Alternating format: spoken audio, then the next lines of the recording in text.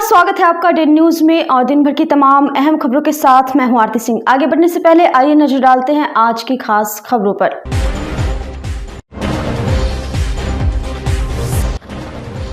मुजफ्फरपुर में बुजुर्ग हत्याकांड का खुलासा। नाबालिग पोती ने ही रची थी अपने बॉयफ्रेंड के साथ मिलकर हत्या की साजिश। पुलिस ने दोनों को किया गिरफ्तार।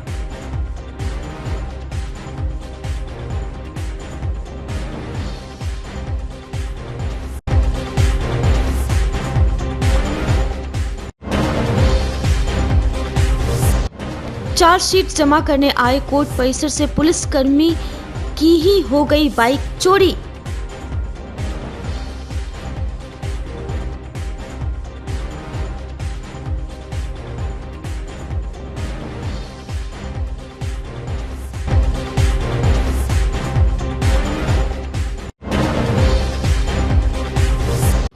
और मुजफ्फरपुर में पंच सरपंच का आंदोलन शुरू। देंगे सामूहिक इस्तीफा। पटना में महाजुटान की तैयारी।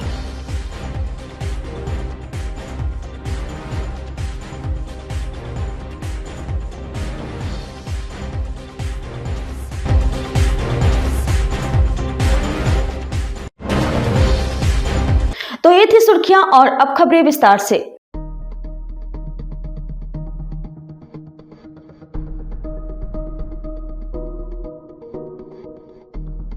मासूम चेहरा, निगाहें फरेबी, लबों पे हंसी और दिल में दगा है। इस गाने के बोल इस चेहरे पर परफेक्ट बैठते हैं। धुंधली तस्वीरों में दिख रही इस नाबालिग लड़की की घिनौनी करतूत सुनकर आपके रोंगटे खड़े हो जाएंगे। इसने जो नापाक हरकत की है उसे समाज में माफ करने लायक नहीं है। दास्तान है मुजफ्फरपुर की, एक 16 साल की कातिल लड़की की, जिसने अपने दादा को अपने आशिक के साथ मिलकर हमेशा के लिए मौत की नींद सुला दी। जरा उसकी हैवानियत तो देखिए। उसने अपने आशिक के साथ मिलकर पहले अपने दादा के चेहरे को ईंट से कुचल दिया। बुजुर्ग के दांत तक बाहर निकल गए। इतने से भी जब दिल नहीं भरा तो इन हैवानों ने बुजुर्ग पर कई बार चाकू से वार कर पूरे बदन को छलनी कर दिया। पूरे 38 चाकू मारकर चीथरे चीथरे उड़ा दिए। अब चलिए आपको पूरी घटना बताते हैं। मिठनपुरा थाना इलाके के मालीघाट कब्रिस्तान के सामने स्थित पांदेव राम गली के रहने वाले 68 साल के कौशल किशोर गुप्ता का मंगलवार की सुबह उन्हीं के कमरे से खून से लथपथ शव बरामद किया गया था। परिवार के लोगों का कहना था कि बाहर से आए अपराधियों ने उनकी हत्या कर दी। इस मामले में डीएसपी टाउन 1 सीमा देवी के नेतृत्व में एक टीम का गठन किया गया। टीम ने इलाके में लगे 100 से ज्यादा सीसीटीवी कैमरों को खंगाला, जिससे अपराधियों का सुराग मिला। इसके अलावा टावर डंप के माध्यम से पुलिस अपराधियों तक पहुंची, जिसमें एक युवक का चेहरा दिखा। युवक कुढ़नी इलाके का रहने वाला था। पुलिस ने जब युवक को गिरफ्तार किया तो इस हत्याकांड का पूरा राज खुल गया। बुजुर्ग की पोती ने ही अपने प्रेमी के साथ मिलकर इस हत्याकांड को अंजाम दिया था। लड़का मिठनपुरा स्थित एक कोचिंग में पढ़ाई करता था। वहीं पर उसकी मुलाकात मृतक बुजुर्ग के पोती से हुई थी। फिर दोनों के बीच प्यार हो गया। लड़की ने पुलिस को बताया कि उसके दादा गलत तरीके से टच किया करते थे, जो उसको बर्दाश्त नहीं होता था। फिर लड़की ने एक दिन इस खौफनाक वारदात को अंजाम दे दिया। मुजफ्फरपुर के कालीबाली रोड स्थित कौशल किशोर गुप्ता हत्याकांड का पुलिस ने खुलासा करते हुए उनकी पोती और उनके प्रेमी को गिरफ्तार कर लिया है। और इस वक्त बात करने के लिए डीएसपी टाउन 1 सीमा देवी है। मैम, पूरी रात आप लोगों ने काम किया है, कैसे डिटेक्शन किया गया? हाँ, डिटेक्शन के 2-4 पॉइंट्स थे हमारे पास। सबसे पहले तो सबके बयान थोड़ा अलग अलग आ रहे थे। फादर का कहना था कि हमें कोई जानकारी नहीं है। बेटी थोड़ा सा मैच्योर्डली बयान दे रही थी, जो कि छोटे बच्चे का संभव नहीं लग रहा था हमें। दूसरा, फिर हमने सीसीटीवी फुटेज से लिया और मोबाइल जहाँ जाके बंद हुए वो टाइमिंग जो हमने नोट की, उस आधार पे हमने सीसीटीवी खंगाले। उसमें एक लड़का घर में आ भी रहा है और जा भी रहा है, और कोई अंदर से जो गेट को खोल रहा है। तो उस बेस हमने सीडीआर सब खंगाला। तो उसमें हमें उसमें लड़के का नंबर निकला। उसके व्हाट्सएप डीपी पे वही फ़ोटो था उसी जैकेट में जिस जैकेट में उस रात को था। तो उससे हम और कंफर्म हो गए। तो उसी बेस पहले हमने लड़के के घर में रेड करी और उसकी निशानदेही पे हमने चाकू, मोबाइल वो सब जब्त किए उसके बाद हमने महिला के घर पे रेड करी। फिर उस लड़की को हमने अपने हिरासत में लिया। और फिर कौन है उनके जो लड़की उनकी पोती है। थोड़ा सा कह रहे थे कि हमारे परिवार में झंझट रहता था, दादाजी कुछ हमें बहुत भला बुरा कहते रहते थे, मारने के लिए आते थे, बैड टच जैसी चीज़ें होती थी हमारे घर में। और फादर मेरे कुछ कह नहीं पाते थे कि मैं अपने पिता की ज़्यादा इज्जत करता हूँ। तो इसी की एग्रेशन में उस लड़की ने स्टेप किया प्लानिंग करके। पूछताछ में क्या कुछ है, कितनी बार उन्होंने बैठ के चाकू से वार किया? चाकू कहाँ से लाया? वो चाकू तो लड़का लेके आया था, उसने पहले ही कहा था कि चाकू एक साथ लेके आना, और उसी चाकू से लड़की ने वार किया है। 37-38 निशान हमने बॉडी पे जो हमारे इंक्वेस्ट में आए हैं वो हमें मिले हैं। अच्छा, छुपाने के लिए कि इस मामले में हम लोग सामने नहीं पे, उसमें क्या कुछ किया? एक तो ग्लव्स उन्होंने यूज़ किए कि हमारे फिंगरप्रिंट नहीं उठा पाएगी FSL। दूसरा उन्होंने लॉक जो था वो खोल के और नाली में डाल दिया कि कोई बाहर से जैसे बोले कि दादाजी हमारे 2-2:30 बजे उठ जाते थे और अपने से सब दरवाजे खोल देते थे। तो दरवाज़ा उन्होंने खोला, हो सकता है पीछे से कोई चोर अंदर घुस गया और उन्होंने विरोध किया होगा, उस एवज में उसने मार दिया। और तीनों मोबाइल उठा के हम लोगों के, या कोई मोबाइल चोर या छिनतई जैसे करते मोबाइल के, या पैसे चोरी की जो एक घटना को अंजाम देने के लिए किया गया था, उसमें दादाजी की डेथ हो गई। तो जब वो एक पॉइंट निकला कि नाली में ताला गिरा है, मैंने वहाँ से उठाया था कि नाली में ताला खोजना बहुत टफ टास्क है, और ये पता कैसे है जब कोई किसी ने देखा ही नहीं है। तो हमारा वहाँ भी ध्यान नहीं था, तो हमने FSL से निकलवा के उस पर ब्लड स्टेन था, वहाँ से हमारी इन्वेस्टिगेशन शुरू हुई थी। लड़की पर शक का सुई गया था पुलिस को शुरू में? शक हल्का था कि कहीं ना कहीं है, लेकिन कंफर्म हम नहीं थे। और क्योंकि पीड़ित परिवार था, एक हत्या हुई है जिस घर में, उसमें प्रेशर हम डालना भी नहीं चाह रहे थे, तो हमने प्रेशराइज परिवार को नहीं किया। दोनों के बीच कितने दिनों से प्रेम प्रसंग चल रहा है? 7-8 महीने से लोग एक ही कोचिंग के स्टूडेंट हैं ये, तो तभी से इन लोगों का आपस में संबंध रहा है। लड़का भी शहर में ही रह के पड़ता है? लड़का हाँ यहाँ शहर में रहता है। ये प्रेरित कहाँ से हुआ कि आखिर में हत्या कर दें? ये जितना इन लोगों ने बताया कि जब हमने प्लान किया कि अब दादा का बर्दाश्त नहीं हो रहा है मुझसे, तो मैंने YouTube पे देखना शुरू किया। और YouTube की एक खासियत है कि आप जो चीज़ खोजिएगा उसको बार बार स्क्रॉल करते जाइए, वो उससे और जघन्य दिखाता चला जाएगा। तो अंतिम स्थिति तक कि कैसे नाम किया जाए, क्या क्या करें, बचने के लिए क्या उपाय हों, वो सब उसने YouTube से प्रेरणा ली, उसी तरह अंजाम दिया उसको। अच्छा, घटना करने के बाद में लड़की का क्या एक्टिविटी था? एक्टिविटी बिल्कुल नॉर्मल था, मतलब वो मैच्योर, इतना फेशियल एक्सप्रेशंस उसके इतने मैच्योर थे कि किसी भी तरीके से नहीं लग रहा था कि इसी लड़की ने रात में ये घटना की है। इसलिए हमारा शक भी नहीं गया कि इतनी कम उम्र की लड़की इस तरह का कोई काम करेगी। लेकिन जब हम लोग घर में गए तब भी करे नहीं, मैंने अपने दादाजी को कहाँ कुछ किया, बट सारे एविडेंसेस हमारे पास स्ट्रॉन्ग थे।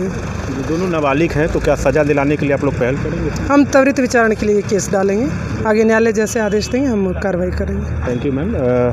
DSP टाउन 1 सीमा देवी को आप सुन रहे थे, इन्होंने सारी वाक़या को बताया, किस तरह से हत्या की गई, किस तरह से हत्या को अंजाम दिया गया और कैसे खुद की पोती ने इस हत्या को अंजाम दिया। इन सारों बातों को इन्होंने बताया। आपने देखा कि एक लड़की ने, नाबालिग लड़की ने अपने प्रेमी के साथ मिलकर किस तरह से इस हत्याकांड को अंजाम दिया और शक का सुई अपराधी पर फेंक किया था। हालांकि पुलिस ने पूरे मामले का खुलासा कर दिया है और लड़की को सलाखों के पीछे भेज दिया है। कैमरा पर्सन रविकांत के साथ आमिर, डे न्यूज़, मुजफ्फरपुर। मुजफ्फरपुर के सिविल कोर्ट से चोरी का एक अनोखा मामला सामने आया है, जहां चोरी के एक मामले का चार्जशीट जमा करने पहुंचे एक पुलिस वाले का ही बाइक चोर लेकर फरार हो गए। सोमवार को रामपुर हरी थाना में तैनात सब इंस्पेक्टर रविंद्र कुमार सिंह चोरी के एक मामले में चोरों के खिलाफ चार्जशीट दायर करने के लिए कोर्ट पहुंचे थे। कोर्ट परिसर में अपना होंडा साइन बाइक लगाकर वे पेपर लेकर अंदर चले गए।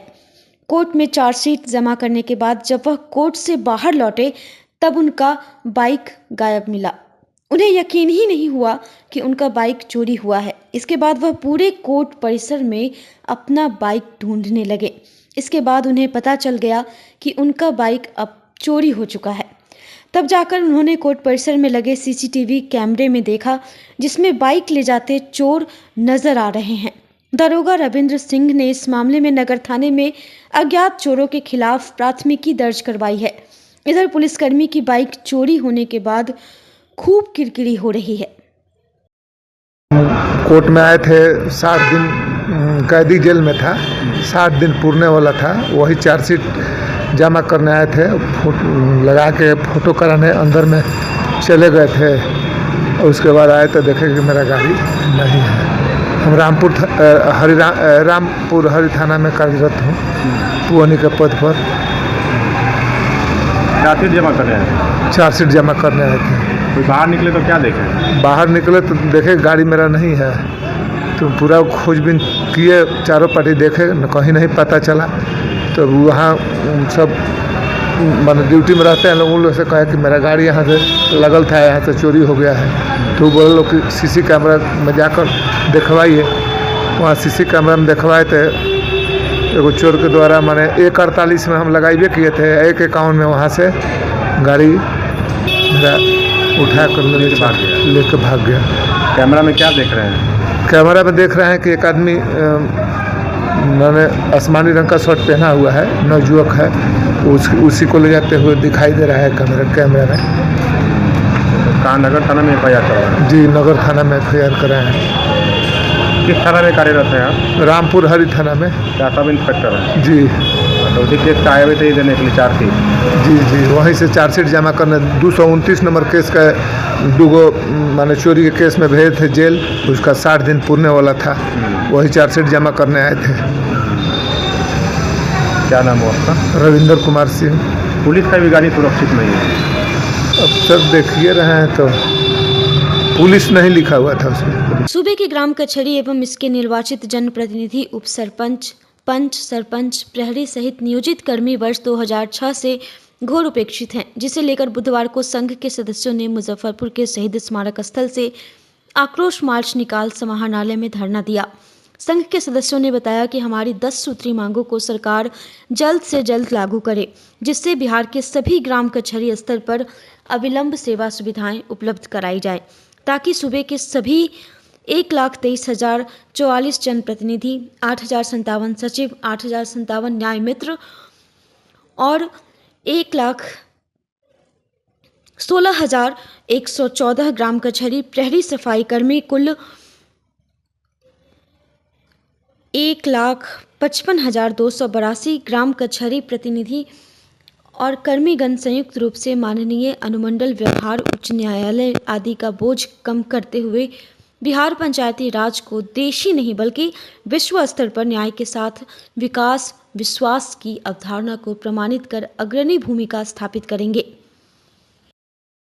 हम लोगों का मुख्य उद्देश्य है 28 तारीख को मिलर स्कूल पटना के प्रांगण में अपनी आवाज को इस बहरी गूंगी सरकार जो है, जो त्रिस्तरीय पंचायत प्रतिनिधियों को उपेक्षित किए हुए है, पंच सरपंच के साथ उपेक्षा करता है, उसको हम लोगों को सुना देना है, समझा देना है। अगर हम लोगों की मांगों को पूरा नहीं किया गया, ये लाठी तंत्र की सरकार जो नहीं सुनती है, उसको हम लोग लोकतांत्रिक तरीके से सुनाने का काम करेंगे।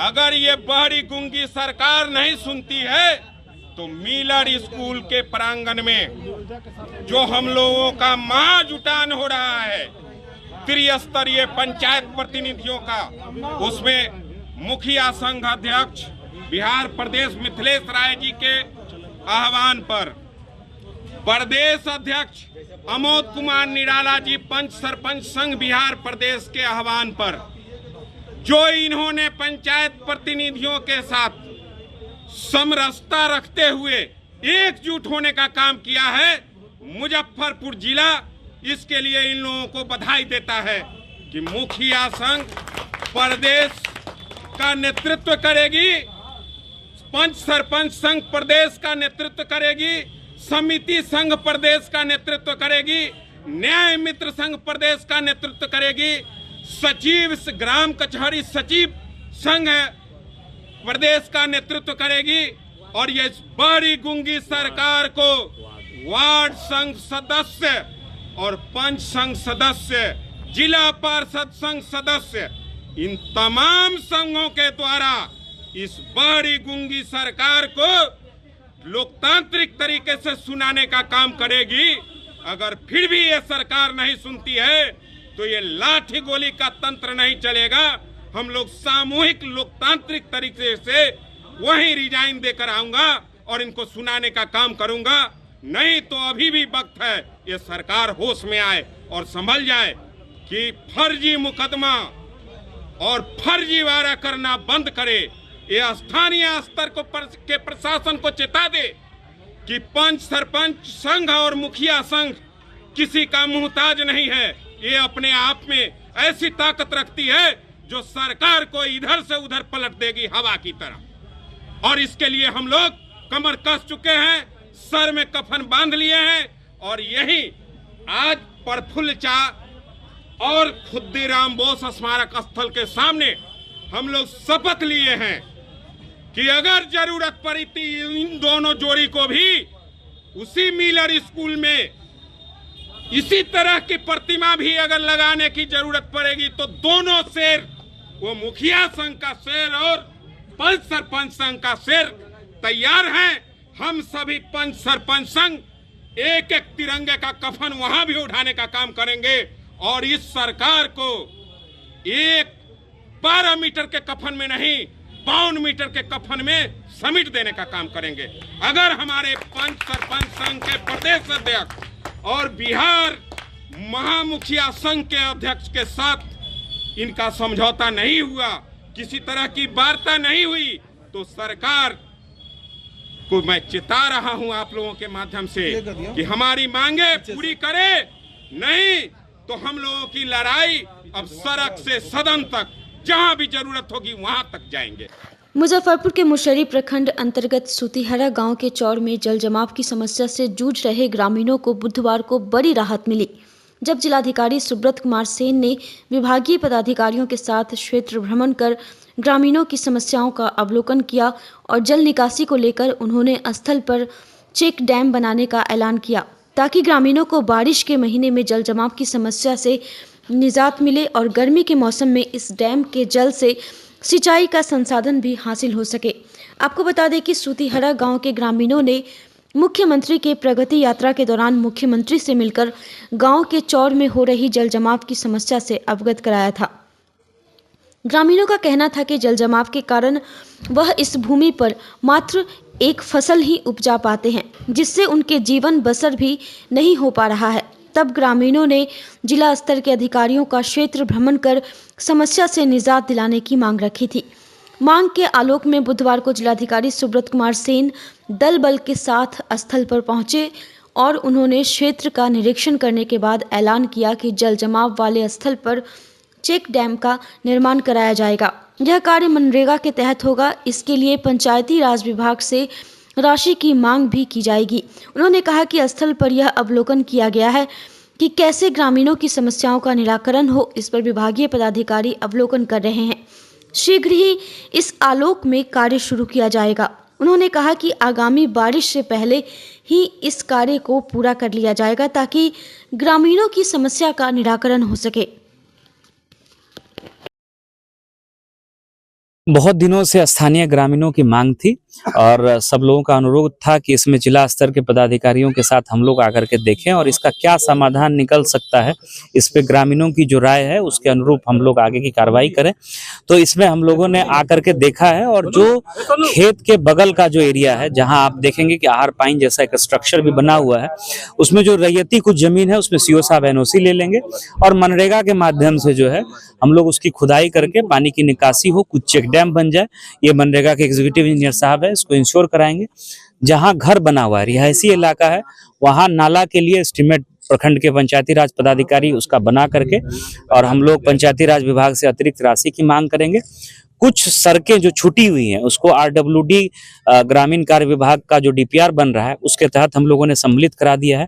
एग्जीक्यूटिव इंजीनियर साहब भी हैं, तो वो डीपीआर सर्वे हो करके विभाग में सबमिटेड है और उसमें हम लोग उम्मीद कर रहे हैं जल्दी टेंडर हो करके अगले 2 महीने में उसमें काम भी शुरू हो जाएगा। तो ये हम लोगों का प्रयास है कि ग्रामीणों की समस्याओं का जितना हो सके जल्दी निराकरण हो। इस दिशा में हम लोग सारे विभाग के जो पदाधिकारी हैं इसमें आवश्यक कार्रवाई करेंगे। उसी क्रम में हम लोग इसमें जल जमाव जलजमाव की समस्या से? हम लोग यही प्रयास करेंगे कि बारिश से पहले सारा कंप्लीट करा दें। बुधवार को इंटक के प्रदेश अध्यक्ष सह मुजफ्फरपुर पर्यवेक्षक चंद्र प्रकाश सिंह ने मुजफ्फरपुर के तिलक मैदान स्थित जिला कांग्रेस कार्यालय में प्रेस वार्ता करते हुए कहा कि 18 जनवरी को केंद्र सरकार में नेता प्रतिपक्ष राहुल गांधी के पटना आगमन से पार्टी में नई ऊर्जा मिलेगी, जो आगामी विधानसभा चुनाव में बिहार से एनडीए सरकार को उखाड़ फेंकेगी।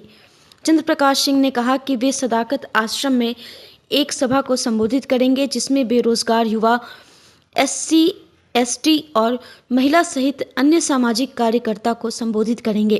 प्रतिपक्ष के नेता राहुल गांधी पटना के बापू सभागार में विभिन्न सिविल सोसाइटी के साथ उनकी समस्या सुनेंगे और अपने विचार भी रखेंगे। साथ ही राहुल गांधी सदाकत आश्रम में कर्मचारियों के लिए बने भवन को इंदिरा भवन के नाम से और एक नवनिर्मित सभागार को राजीव सभागार के नाम से उद्घाटन भी करेंगे। कांग्रेस जिलाध्यक्ष अरविंद कुमार मुकुल ने कहा कि अपने नेता को सुनने जिले से सभी सैकड़ों कार्यकर्ता पटना जाएंगे। प्रेस वार्ता में जिला प्रवक्ता समीर कुमार, लोकक्रांति यादव, केदार सिंह पटेल, नवल किशोर शर्मा, कौशल किशोर चौधरी उपस्थित थे। आज का उद्देश्य है कि हमारे प्रतिपक्ष के नेता, युवा हृदय सम्राट, कर्मठ जुझारू, ईमानदार आदरणीय राहुल गांधी जी का आगमन पटना में 18 तारीख को सदाकत आश्रम में कांग्रेस कार्यकर्ताओं को संबोधित करेंगे और उसके बाद बापू सभागार में सिविल सोसाइटी के द्वारा SC, ST, OBC के लोगों के साथ सम्मेलन है, उसमें भाग लेंगे। प्रतिपक्ष के नेता बनने के बाद राहुल गांधी जी बिहार में पहली बार आ रहे हैं और काफ़ी हर्षोल्लास कांग्रेसियों में है। विधानसभा चुनाव भी है। इसके मद्देनजर देखते हुए हम लोग मुजफ्फरपुर जिला कांग्रेस कमेटी की ओर से ज़्यादा संख्या में हम लोग यहाँ से कार्यकर्ताओं को ले जाएंगे। सभी प्रखंड अध्यक्षों के साथ हमारी कल बैठक है और फ़ोन से वार्ता हुई है। सारे लोग अपने तैयारी में लग गए हैं कि मुजफ्फरपुर ज़्यादा से ज़्यादा संख्या में अपने नेता राहुल गांधी जी के स्वागत के लिए हम लोग पटना जाएंगे 18 तारीख को। साथ में आज जो परिस्थिति है देश में और राज्य में, एनडीए हुकूमत जो अपने शर्त पर राजनीति कर रही है, बेईमानी हो, धोखाधड़ी हो, आज मीडिया को भी अपने मुट्ठी में कर ली है। सारा ED, CBI जितने भी प्रशासनिक महकमा है, जैसे बिहार में यह ब्यूरोक्रेसी की सरकार है और दिल्ली में भी नरेंद्र मोदी जी वो भी उसी को इस्तेमाल करके चल रहे हैं। इसके खिलाफ मुखर में आदरणीय राहुल गांधी जी पूरे देश का दौरा कर रहे हैं। जनता का काफ़ी सपोर्ट मिल रहा है। 2025 में बिहार विधानसभा का चुनाव है। निश्चित तौर पर राहुल जी के आने से बिहार पर काफ़ी असर पड़ेगा और अभी से ही हम लोग कमर कस लिए हैं विधानसभा चुनाव के लिए भी। अब कार्यकर्ताओं से वह मिलेंगे, कार्यकर्ताओं से की जो समस्या है बिहार में वो आमने सामने संवाद करेंगे। इसीलिए आज जो प्रेस वार्ता चंद्र प्रकाश जी हमारे जो पर्यवेक्षक महोदय आए हैं उन्हीं के द्वारा आज प्रेस वार्ता है। तो इसमें तैयारी हम लोग कर रहे हैं 18 तारीख के राहुल गांधी जी के आगमन के लिए। मुजफ्फरपुर जिला कांग्रेस कमेटी की ओर से जोर शोर से तैयारियां चल रही। गिरिराज सिंह फैंस क्लब द्वारा बुधवार को मुजफ्फरपुर के इमली चट्टी स्थित एक होटल में प्रवासी भारतीय अभय कुमार को सम्मानित किया गया। इस अवसर पर मौजूद अभय कुमार ने कहा कि यह मेरे लिए बहुत गौरव का विषय है कि मुझे महामहिम राष्ट्रपति द्रौपदी मुर्मू द्वारा सर्वोच्च प्रवासी पुरस्कार से सम्मानित किया गया है। उन्होंने बताया कि जब रूस यूक्रेन युद्ध हो रहा था उस समय दोनों देशों में रह रहे भारतीयों को सकुशल वापसी के लिए भारत सरकार द्वारा ऑपरेशन गंगा अभियान चलाया गया था। इसी के तहत हम लोगों ने अपने देश के रहने वाले छात्र छात्राओं और देशवासियों को यूक्रेन रूस से सकुशल बाहर निकालने के लिए काम कर रहे थे। इसी को लेकर प्रधानमंत्री नरेंद्र मोदी जी ने वीडियो कॉन्फ्रेंसिंग करके हम लोगों का हौसला बढ़ाया था। वह पल भी काफ़ी गौरवशाली था। हाल के दिनों में बीते 8 से 10 जनवरी को उड़ीसा के भुवनेश्वर में विश्व के 27 प्रवासी भारतीयों को महामहिम राष्ट्रपति द्वारा सम्मानित किया गया था। इस दौरान मुझे भी मालदोवा की तरफ से सम्मानित किया गया। गौरतलब है कि अभय कुमार की शिक्षा दीक्षा मुजफ्फरपुर जिले के जैतपुर कॉलेज से हुई। इसके बाद वह वर्ष 2000 में मालदोवा में काम कर रहे थे। वहां रहकर वह अपने काम के साथ ही सामाजिक कार्यों से भी जुटे रहे थे। इस कार्यक्रम के दौरान क्लब के संरक्षक देवांशु किशोर ने कहा कि यह हमारे लिए हर्ष का विषय है। हमारे जिले के किसी भी व्यक्ति को महामहिम राष्ट्रपति द्वारा सम्मान मिला है। मौके पर क्लब के प्रदेश अध्यक्ष मनीष कुमार, अधिवक्ता आनंद विजय, अधिवक्ता राजीव कुमार, आलोक कुमार, धनंजय कुमार, पप्पू समेत बड़ी संख्या में कार्यकर्ता उपस्थित थे। बुधवार को अखिल भारतीय कानू हलवाई विचार मंच के द्वारा मुजफ्फरपुर के छोटी सरैयागंज स्थित नवयुवक समिति ट्रस्ट के सभागार में बैठक सह दही चूड़ा भोज का आयोजन किया गया। कार्यक्रम का उद्घाटन बिहार सरकार के पंचायती राज मंत्री केदार प्रसाद गुप्ता के द्वारा किया गया। इस दौरान आए हुए अतिथियों का माला पहनाकर स्वागत किया गया। मंत्री केदार प्रसाद गुप्ता ने कहा कि अपनी आबादी के अनुसार राजनीतिक हिस्सेदारी के लिए पटना के मिलर हाई स्कूल के मैदान में आगामी 13 अप्रैल 2025 को शहीद बंसी चाचा शहादत दिवस पर विशाल रैली में लाखों लोग शामिल होंगे। मंच के प्रदेश संयोजक जितेंद्र गुप्ता ने कहा कि 13 अप्रैल को पटना के मिलन हाई स्कूल के मैदान में कानू हलवाई समाज अपनी चट्टानी एकता को दिखाएगा। मौके पर पैक्स अध्यक्ष संजय गुप्ता, उप मेयर डॉक्टर मोनालिसा, डॉक्टर नवीन कुमार, डॉक्टर अंकित, डॉक्टर रवि कुमार गुप्ता सहित मंच से जुड़े दर्जनों लोग मौजूद थे। अखिल भारतीय कानू हलवाई विचार मंच के द्वारा स्वजातीय का चूड़ा दही का आज भोज का आयोजन किया गया है। इस नव वर्ष में, नए साल में हम लोग चाहते हैं कि समाज एकजुट रहे, एकत्रित रहे और आने वाले 13 अप्रैल को मिलर हाई स्कूल में बंसी चाचा शहादत दिवस मना रहे हम लोग और एक बड़ी रैली है सो कानू हलवाई समाज की होने वाली है। उसमें अपनी भागीदारी के लिए, उसमें अपनी एकता, एकजुटता और अपने अधिकार के लिए, अपने आबादी के हिसाब से हिस्सेदारी के लिए हम लोग उस मिलर हाई स्कूल को भरेंगे और अपनी ताकत दिखाएंगे। आज समाज का भोज है। आज सभी समाज पूरे जिला से हमारे समाज के प्रबुद्ध लोग आज यहाँ आए हैं। सब एक दूसरे को नए साल की बधाई दे रहे हैं और चूड़ा दही तिलकुट का आनंद ले रहे हैं। बुधवार को मुजफ्फरपुर सरैया में सरैया व्यावसायिक संघ के चुने हुए सदस्यों का सम्मान समारोह सह मकर संक्रांति के शुभ अवसर पर भोज का आयोजन किया गया। समारोह का उद्घाटन वैशाली सांसद वीणा देवी और एमएलसी दिनेश प्रसाद सिंह सहित उपस्थित गणमान्य लोगों ने दीप प्रज्वलित कर किया। इससे पूर्व संघ के कार्यालय का उद्घाटन मुख्य अतिथि द्वारा फीता काटकर किया गया। इस दौरान मुख्य अतिथि के द्वारा नवनियुक्त सरैया व्यावसायिक संघ के अध्यक्ष अजय कुमार सिंह, उपाध्यक्ष सुनील कुमार, अमितेश कुमार रमन, विकास जायसवाल, बाबूलाल राय, सचिव शिव प्रसाद शाह, कोषाध्यक्ष दीपक कुमार सोनी, मीडिया प्रभारी प्रमोद कुमार, संगठन प्रभारी अजय कुमार, संगठन महासचिव दीपांशु शेखर को माला पहनाकर और अंग वस्त्र देकर सम्मानित किया गया। मौके पर स्वागतकर्ता विश्वजीत कुमार उर्फ चुन्नू शाही, नगर पंचायत अध्यक्ष प्रतिनिधि रुपेश कुमार सिंह, नगर पंचायत उपाध्यक्ष दिलीप राय सहित काफी संख्या में लोग मौजूद थे।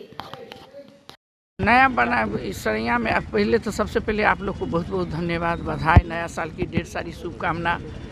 आज यहाँ पर रखा गया था जो व्यापारी संघ के अध्यक्ष बनाया गया है, उनके सम्मान समारोह में हम लोग आए हुए थे। हम चाहते हैं कि मुजफ्फरपुर के दूसरा स्थान हमारे सरैया में हो। हमारे व्यापारी संघ सब मिलजुल के रहे, काम करे, कैसे आगे बढ़े, उनके लिए जो भी समस्या होगा हम उनके साथ कदम से कदम मिला के चलेंगे भी। हर समस्या के समाधान करने के लिए हम लोग तैयार हैं। जहाँ तक होगा सरकार से बात करेंगे, इधर भी बात करेंगे। सभी काम होगा। सबको बहुत बहुत बधाई, धन्यवाद। एक जाम की भी समस्या है काफ़ी देखने को। हाँ, जाम की समस्या है, तो अब हम लोग इस पर बात करेंगे और उसको 4 लाइन में हम लोग बाईपास में करवाएंगे कि बहुत दिक्कत है, क्योंकि मेरा भी घर इधर पारू में है, तो आने जाने में पर्व हो चाहे अंदीना हो, क्षेत्र में आती हूँ तो बहुत सारा दिक्कत होता है। बहुत सारे दिक्कत के सामना करना पड़ता है। थाना प्रभारी को फ़ोन करो, डीएसपी साहब के अंत में कभी कभी तो गाड़ी घुमा के लालू छपरा होके मुझे जाना पड़ता है। तो मैं खुद इस समस्या से झेल रहा हूँ। इस बात को मुझे ज्ञात है, मैं बात करके इसको समस्या के समाधान करें। जो संगठन का जो चुनाव हुआ है व्यवसाय संघ सरैया में, उसके आज अभिनंदन समारोह माननीय सांसद वैशाली बीना देवी जी और माननीय एमएलसी मुजफ्फरपुर दिनेश बाबू के द्वारा किया गया है और उनसे आश्वासन दिया गया है, आश्वासन लिया भी गया है कि भाई सरैया में जो जाम का स्थिति है तो इसे बाईपास, इस ओवर ब्रिज बनाने से इसका समाधान नहीं होगा। इसका समाधान इसको बाईपास बनाना पड़ेगा। अगर ओवर ब्रिज बनता है तो सरैया में सारा व्यवसाय बर्बाद हो जाएगा, पूरा चौक तहस नहस हो जाएगा। इसलिए उनसे आग्रह किया गया है व्यवसाय संघ के द्वारा, पूरे व्यवसाय के द्वारा कि भाई इसको जो है आप बाईपास करवाइए, है ना, चाहे सरैया में ओवर फ्लाई हो या चौड़ीकरण हो, दोनों में चौक तबाह हो जाएगा। इसलिए ये आग्रह के साथ सारा व्यवसाय संघ ने उनको आमंत्रण किया था, इसलिए आए थे। सब लोग का अभिनंदन किए हैं दिनेश बाबू के द्वारा और वैशाली सांसद श्री बीना देवी के द्वारा। सब चुने गए सांसदों प्रतिनिधियों का जो अभिनंदन किया गया है और इसी पर एक छोटा मोटा भोज का प्रोग्राम रख दिया गया। मुजफ्फरपुर शहरी विधानसभा के भावी प्रत्याशी डॉक्टर गौरव वर्मा ने अलग अलग जगहों पर ठंड से ठिठुर रहे गरीबों को कंबल उठाया। उन्होंने शहर के विभिन्न क्षेत्रों में घूम घूम कर न सिर्फ गरीब लोगों को कंबल दिया, बल्कि भीषण ठंड में ठिठुर रहे गरीब और असहाय लोगों के प्रति अपनी संवेदना भी व्यक्त की।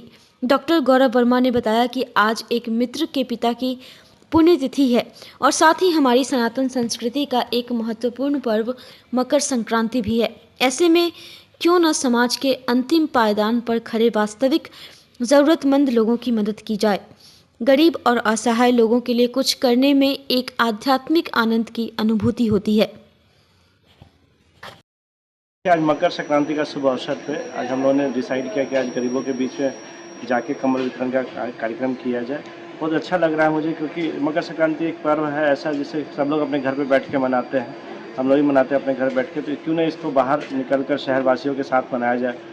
जो अभाव में जी रहे हैं उनको कंबल का वितरण दिया जाए। बड़ा अच्छा लगा मुझे वो कंबल वितरण करके। कहाँ पे ये? मैं अभी इधर निम्नी चट्टी और स्टेशन के आचारफल एरिया में मैंने कंबल वितरण का किया। अभी प्रोग्राम काफ़ी अच्छा लगा। आगे भी इस तरह का कार्यक्रम करता रहता हूँ, मैं करता ही आगे भी करता रहूँगा। और संजोग से आज हमारे एक मित्र के पिताजी की पुण्यतिथि भी थी, उनका भी सहयोग मिला, काफ़ी अच्छा लगा, उनका भी सहयोग पाता।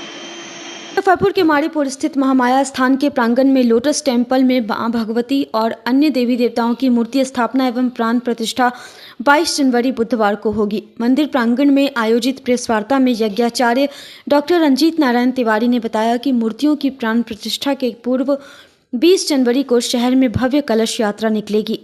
अगले दिन मंगलवार को नगर भ्रमण और दैनिक पूजन के बाद बुधवार को विधिवत मां भगवती, बाबा भोलेनाथ सहित शिव परिवार व नंदी, खाटू श्याम और संकट मोचन हनुमान जी की प्राण प्रतिष्ठा की जाएगी।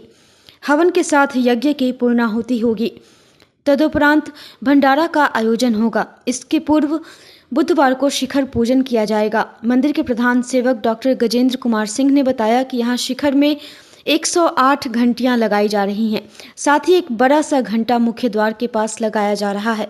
मौके पर विवेक कुमार सिंह, कुमोद श्रीवास्तव, मनोज पोद्दार भी मौजूद रहे। मंदिर है ये, इसमें दुर्गा जी 18 भुजा वाली हैं और 6.25 फीट हाइट है, 15 क्विंटल वेट है, मकराना के पत्थर से बना हुआ है। उसके अलावा 4.25 फीट के हनुमान जी का भी स्थापना होगा, खाटू वाले श्याम का होगा, नर्मदेश्वर शिवलिंग का भी नीचे होगा, नंदी हैं, शिव परिवार के लोग हैं और इस सब लोगों का 20, 21, 22 को कार्यक्रम होगा, जिसमें 22 को प्राण प्रतिष्ठा होगा, हवन होगा, प्रसाद वितरण होगा और शाम को भंडारा भी होगा। पर जो है माड़ीपुर में ओवरब्रिज के पुल के नीचे जो है यह लोटस टेम्पल एक मुजफ्फरपुर के लिए दुर्लभ यह मंदिर है। यहाँ पर 108 देखिए आप लोग, तमाम जो हैं 108 घंटी जो हैं लगेंगे और शिखर में लगेंगे, जो अभी शिखर पूजन होगा। और 9 कलश के साथ जो है 108 है वो घंटी लगेंगे और एक जो है 9.5 kg का घंटा लगेगा, जो अद्भुत है। और यह 20 तारीख से लेकर के 22 तारीख तक कार्यक्रम होंगे। और इसमें जो है तमाम मोहल्लावासी से, ग्रामवासियों से निवेदन करते हैं, आग्रह करते हैं कि आप तमाम इसमें आकर के सम्मिलित होकर अखंड पुण्य के भागी बने। और 20 तारीख के दिन कलश यात्रा है, इसमें तमाम भक्तगण आएंगे और हज़ारों की संख्या में माताएं, बहनें, बच्चे सभी लोग रहेंगे। सभी मोहल्लावासी का सहयोग है, सभी लोग उपस्थित रहेंगे इसमें। और 21 तारीख को नगर भ्रमण होगा। यहाँ से बाबा गरीबनाथ मंदिर हम लोग जाएंगे और वहाँ नर्मदेश्वर को स्पर्श कराएंगे बाबा के दरबार में और वहाँ से लाएंगे। और 22 तारीख को मंदिर का स्थापना होना है और हवन होगा और महाभंडारा होगा, महाप्रसाद का आयोजन है, जो सभी को, तमाम भक्तों को प्रसाद प्राप्त होंगे यहाँ। और जो लोग, इस मंदिर का बहुत विशेष खास है, यहाँ नागराज भी निकलते हैं शाम के समय 6 बजे, 6 साढ़े 6 बजे शाम में, गर्मी के समय में। यह शिवालय के जस्ट नीचे एक आप लोग देखेंगे एक छिद्र है और उस छिद्र से जो है नागराज निकलते हैं और वर्षों से निकलते हैं, यहाँ के जितने मोहल्लावासी लोग बताते हैं। और वह फिर उसी छिद्र में प्रवेश करे जाते हैं। इसलिए यहाँ जो है आप आवें और दर्शन करें और तमाम आपके मनोकामना पूर्ण होंगे।